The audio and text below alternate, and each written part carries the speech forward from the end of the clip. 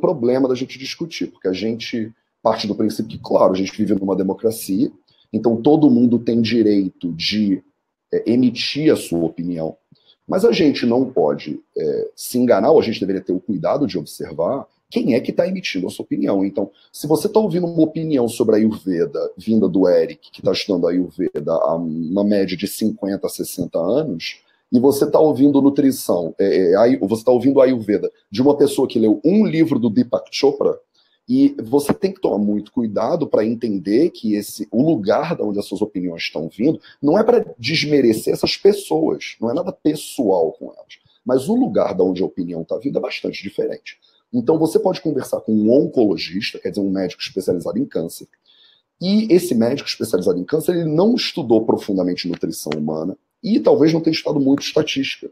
Então você ir nesse médico perguntar de nutrição, você provavelmente vai sair um pouco decepcionado. Isso não é a área dele. Você espera que seja, né? Porque o médico deveria ser o cara que sabe de nutrição, mas você precisa começar a observar se o profissional que você está confiando para receber sua informação, ele é uma pessoa dedicada. Então, não é à toa que eu, por exemplo, estudo medicina moderna, eu estudo nutrição moderna, eu trabalho numa empresa nos Estados Unidos só estudando nutrição moderna, mas a minha área de atuação, a minha área de especialidade é a Ayurveda, de acordo com os samitas. Então eu posso emitir algumas opiniões, mas todas as vezes que eu falo de nutrição, por exemplo, eu faço várias observações, normalmente dizendo, olha gente, mas eu não sou nutricionista, eu não sou médico moderno, e a minha área de especialização é a Ayurveda. Então, a Ayurveda, eu sei que eu posso falar. Eu vou botar aqui o livro, eu vou botar aqui o shloka, e com base nisso aqui, eu posso te dizer que A mais B é igual a C, sem dúvida nenhuma. Então, a Ayurveda, eu garanto. Agora, nas outras áreas, eu tenho que ter humildade de saber o que eu não sei, que é uma habilidade que, infelizmente, está faltando nas pessoas hoje. Você tem que ter humildade de entender o que você não sabe. E o que você não sabe é tão importante quanto o que você sabe. Porque senão eu agora vou ter opinião sobre política brasileira, sobre legalização do aborto, sobre política internacional e as relações entre o Brasil e a Rússia, sobre nutrição moderna, sobre guduti e sobre leite.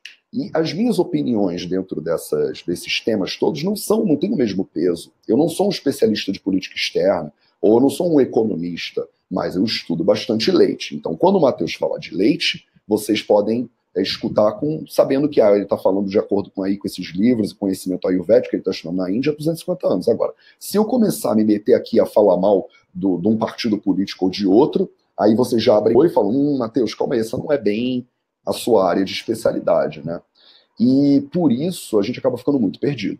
Você é capaz de seguir alguém nas mídias sociais que não tem nenhuma formação em saúde humana, nem em nutrição, nem em Ayurveda, nem em medicina, nem nada, mas a pessoa de repente tem uma empresa de produtos de saúde ou então de suplementos alimentares. E aí você parte do princípio que aquela pessoa, porque ela tem uma empresa de produtos, ela pode falar para você sobre alimentação. Agora, presta atenção. Se você está recebendo a sua informação de um vendedor, você deveria ter muito cuidado. E isso deveria ser bom senso, né? A gente deveria conseguir olhar e falar assim, calma aí, qual é a base, qual é a formação dessa pessoa?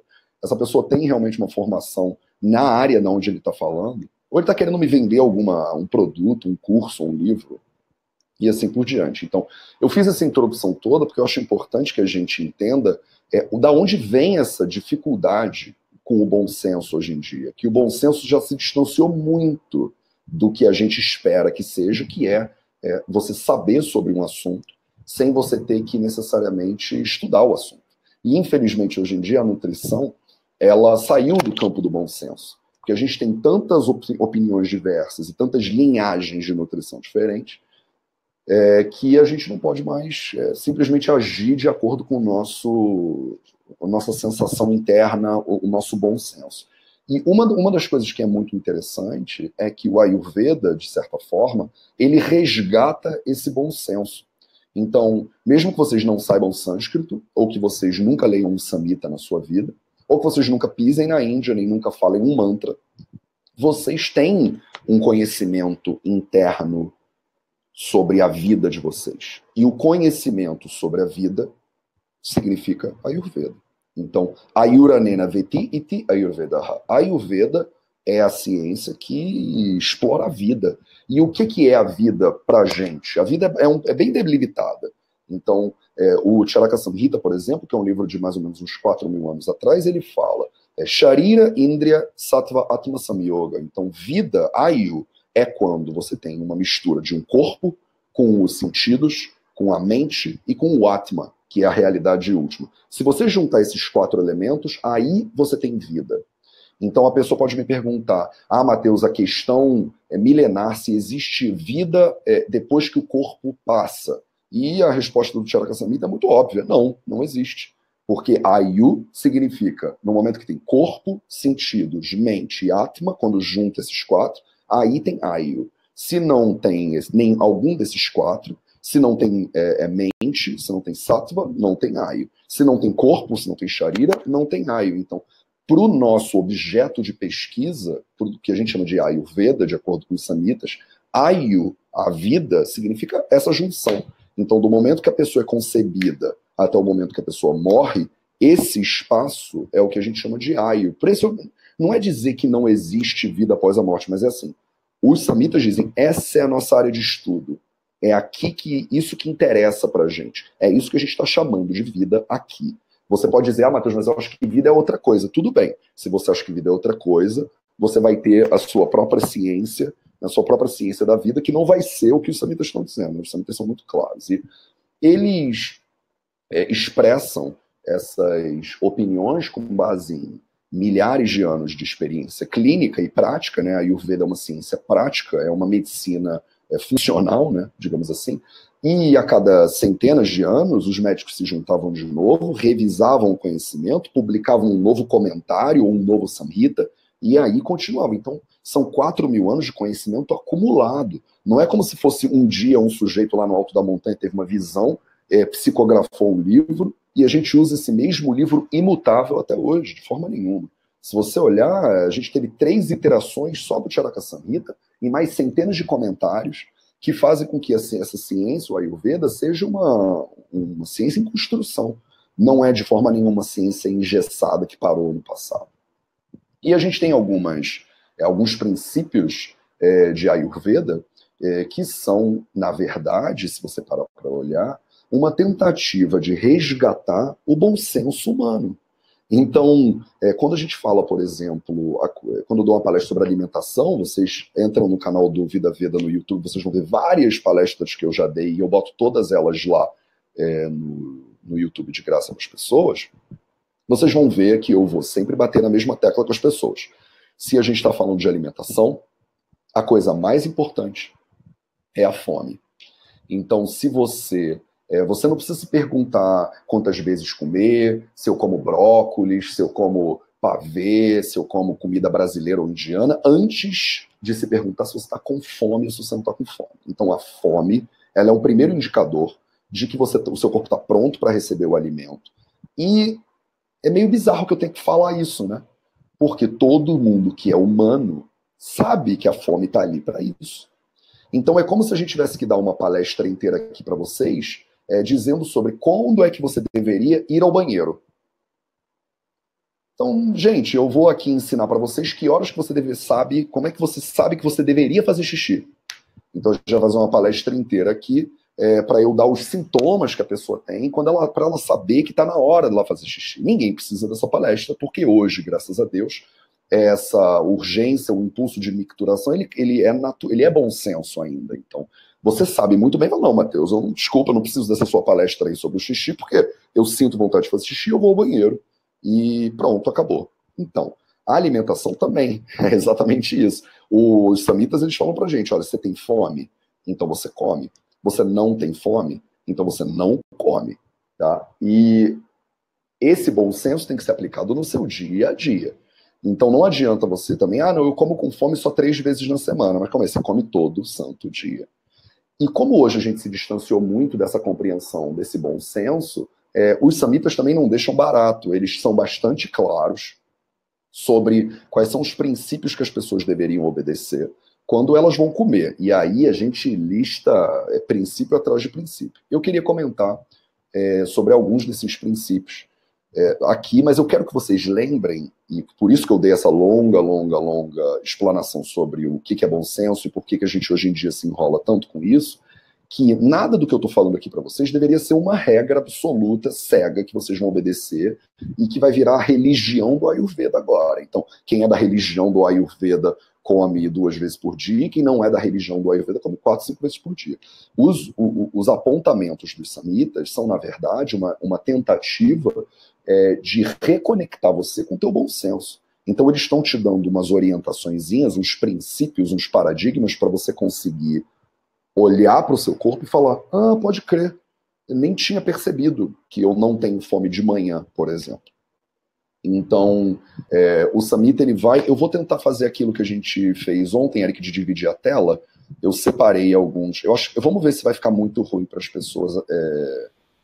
Pode tentar fazer. Eu estava com o microfone desligado para não atrapalhar aqui. Pode fazer sim, Matheus. Tá. Eu estou aqui acompanhando. Me diz se vocês conseguem ver. Eu tô vendo normal. Você tá vendo a apresentaçãozinha? Deixa eu ver lá direto no YouTube, porque tá ao vivo também no YouTube. E no YouTube tá perfeito também, pode meter bala. Pronto. Então, só para eu dar um exemplo para vocês, porque dentro do sistema da linhagem que eu sigo de Ayurveda, de acordo com os samitas, a gente não pode falar nada sem mostrar de onde veio, né? Sem mostrar a fonte. Então, normalmente o que eu falo para as pessoas, as aulas que eu dou, são com base nos samitas. Então, se você me perguntar, Matheus, de onde você tirou essa informação? Eu sei te dizer perfeitamente. Então, eu quero dar um exemplo para vocês aqui agora. Esse shlokinha aí do Sushruta Samhita Uttar Tantra, ele fala o seguinte: Ekakalamba vedeyo durbala agni vivrudhaye samagnaye tathaharo duikala matipujitaha. Então, o Sushruta Samhita é um texto de uns 2, 3 mil anos atrás. É um texto especializado em cirurgia. E no capítulo dele, que a gente chama de Uttar Tantra, é a última seção do livro, no capítulo 64, no shloka número 62, ele diz isso aqui pra gente. Ekakalamba vedeyo durbala agni vivrudhaye. Então, para quem tem durbala, a pessoa que tem um potencial digestivo fraco deve comer ekakalam 1 vez no dia. Se você tem samagnaye, se o seu agni, se o seu poder digestivo ele é bom, você tem que comer duikala. Então você tem que comer 2 vezes por dia. O Sushruta Samhita é muito claro. Ele não deixa nenhuma margem para a gente ficar aqui pensando, Matheus, mas o que você acha? Eu tenho que comer 2 vezes por dia ou 3 vezes por dia? O Sushruta ele fala, não, olha, você tem que comer 2 vezes por dia. Se você tem o agni fraco, se você é um paciente, por exemplo, se você tem alguma doença, você deveria comer 1 vez por dia só. Então, hoje, óbvio, não estou falando que vocês deveriam aplicar esse conhecimento na vida de vocês, porque a gente tem uma dificuldade tremenda, né, no Brasil. Hoje eu vejo muitas pessoas no Brasil e eu normalmente digo para elas, gente, tudo bem, você não vai comer 2 vezes por dia só, mas é isso que manda o Sushruta, com base nesse conhecimento milenar que a gente tem. Mas, tipo, come 3 vezes por dia. Tipo, café da manhã, almoço e jantar, que nem sua avó e sua bisavó sempre fizeram. E a bisavó, ela tomava café da manhã e ia capinar na roça o dia inteiro. Depois ela voltava e comia o almoço e ia capinar na roça a tarde inteira. Então, se você tem a necessidade de fazer um snack a cada 2, 3 horas, tem alguma coisa que não tá legal, entendeu? E, de acordo com os samitas, é muito claro, o ser humano saudável deveria comer 2 vezes por dia. Eu, por exemplo, como eu ensino e sigo isso, eu como 2 vezes por dia. Se algum dia especificamente eu tiver alguma necessidade maior ou menor, e os samitas eles falam sobre isso, então, por exemplo, se você faz muita atividade física, se você tem um regime muito intenso, se você é um guerreiro, por exemplo, se você está no exército, você provavelmente não vai obedecer essa regra. Você vai ter que aplicar uma regra um pouco diferente. Agora, se você acorda de manhã, 8 da manhã, 8h30 você tem que tomar café da manhã, porque alguém te disse que café da manhã é a refeição mais importante do dia. Aí você sai de casa 9 horas e vai para o trabalho. Aí você chega no trabalho e senta no computador. E aí, quando dá 2 horas, você tem que comer uma barrinha de cereal, tem alguma coisa que não tá legal. Porque se você tem fome porque você ficou no computador, você não tá fazendo uma atividade física muito extenuante. Você provavelmente não vai conseguir digerir aquilo 100%. O Agni, ele é um processo, né? E ele tem etapas. E assim como na digestão, do ponto de vista da medicina moderna, você tem, grosseiramente falando, uma digestão estomacal, uma digestão no intestino delgado, uma digestão no intestino grosso. Isso é um processo que leva muitas horas. Então, você ficar empilhando comida dentro do seu sistema, provavelmente vai gerar problemas. E isso a gente está falando, é claro, dentro do ponto de vista do argumento ayurvédico, né? Se você for um médico moderno, ele vai falar, não, você pode comer quantas vezes você quiser, isso não influencia. Até pouco tempo atrás, o balanço de evidências dentro da ciência dermatológica, só para vocês terem uma noção de como esse assunto é complicado. O balanço de evidências dentro da dermatologia dizia que a alimentação não influencia a saúde da pele. Então, você pega, não é um estudo científico, é um balanço de evidências dentro da ciência dermatológica. Se você pegar livros de dermatologia de uma década atrás, por exemplo, eles reproduzem isso claramente. Isso foi, inclusive, um dos problemas que eu tive quando eu estava crescendo. Eu fui num dermatologista quando eu era adolescente, porque eu tinha muita espinha. E eu perguntei para ele, eu era adolescente, 15, 16 anos, eu perguntei para ele, no final ele me passou cremes e antibióticos e tal e tal. E aí eu perguntei para ele, doutor, eu sinto que quando eu como chocolate, minha pele fica pior. E ele falou, não, meu filho, esse negócio de alimentação não tem nada a ver com a saúde da pele. Então você vê que uma ciência, um dermatologista que talvez tenha estudado muito pouca nutrição humana e que talvez tenha estudado muito pouca estatística para conseguir juntar todos os elementos de conhecimento que ele precisa para entender e para navegar um estudo científico, por exemplo, ele é da opinião, e a maioria da comunidade médica, até muito recentemente, era da opinião, que a alimentação não influencia a saúde da pele. O que para a gente, por exemplo, dentro dos samitas do conhecimento ayurvédico, a gente não tem nenhuma dúvida de que a alimentação influencia a saúde da pele, e a alimentação é fundamental para a pele. Eu, quando era um adolescente de 15 anos, isso era bom senso para mim. Eu já era um adolescente, não tinha estudado nenhuma medicina, mas era bom senso. Eu falava, olha, com certeza o que eu como influencia a pele. E aí o médico virou e falou assim, não, você está enganado. E eu pensei, eu lembro de sair do consultório e falar assim para minha mãe, não compra nenhum remédio dessa pessoa, porque eu não vou tomar nada. E foi uma das primeiras decepções que eu tive com a medicina moderna, que me levaram, graças a Deus, a minha vida de hoje, a querer estudar medicina alternativa, complementar, medicina chinesa, medicina indiana, e vir morar na Índia. Entendeu? Mas é só para dar um outro exemplo para vocês, de como muitas vezes o que a gente vai ler e o que a comunidade médica vai dizer contradiz um pouco o que a gente pensa que é bom senso. Agora, o que o Ayurveda diz, muitas vezes, ele tenta resgatar isso. Então, você é um animal que evoluiu ao longo de 200 mil anos na savana africana. E a gente sempre evoluiu num cenário de escassez alimentar. Então o ser humano é extremamente bem adaptado para a escassez alimentar e muito mal adaptado para o excesso de alimentação. Então, se a gente falou de como a fome é importante dentro do seu bom senso e dentro do seu dia a dia, então você não deveria nunca comer, nunca botar nada na sua boca sem antes se perguntar se você está com fome. O que eu sei é uma loucura, porque a gente come por ansiedade, a gente come por tédio, a gente come por carência afetiva, a gente come por vontade de prazer. Então Matheus, você está me dizendo que eu não posso comer aquela barrinha de chocolate no meio da tarde porque me deu uma... Não, tô dizendo que você não pode comer porque você não está com fome. Então, se você me disser, Matheus, eu estava morrendo de fome, eu comi uma maçã e passou. Você não estava morrendo de fome. Se você estiver morrendo de fome, você vem na minha casa almoçar e eu te sirvo um prato com uma maçã, ou você vai me dar um tapa, ou você vai sair da minha casa falando mal de mim para todo mundo. Porque, tipo, olha, eu fui almoçar na casa do Matheus, o Matheus me ofereceu uma maçã, que absurdo. Quem é que satisfaz a fome com uma maçã? Exatamente. Isso é bom senso, não é? Então, se você tem fome, a barrinha de cereal, ela não vai matar a sua fome, e ela não vai ser a ferramenta que você vai usar para satisfazer esse primeiro princípio, né, que você tem que ter fome para comer. E se você for comer só quando você vai ter fome, diz o Sushruta Samhita, você vai comer 2 vezes por dia. Então, a gente até permite tudo bem, mas para vocês não jogarem fora o que eu estou falando e dizerem, não, a Ayurveda é muito difícil, não tem como fazer. Come 3 vezes por dia, no máximo. Mas não come 6 vezes por dia se você está estudando o Ayurveda, se você está estudando o Ayurveda de acordo com os Samhitas, você está preocupado com o seu Agni. Então, o primeiro ponto que é importante no dia a dia, no bom senso, é o ponto da fome, é o ponto do Agni. E o segundo ponto é o que a gente chama de Matrashita Adhyaya. Então, tipo, o capítulo do Ashtanga Hridaya, por exemplo, que fala sobre quantidades. Então, na hora que você for comer, Primeiro, você não vai comer por prazer, por tédio, por satisfação de prazer, você vai comer por fome. E aí, é óbvio, no momento que você virou para você e falou assim, Matheus, eu tô com fome? Tô com fome, então eu vou comer, maravilha. Você vai sentar e vai fazer um prato de comida. E aí agora você tem que se preocupar com as quantidades. Então, você está comendo muito, você está comendo pouco. Finalizou agora a segunda parte da palestra do Matheus, que ele está falando sobre como, através do bom senso, a gente tem uma boa saúde.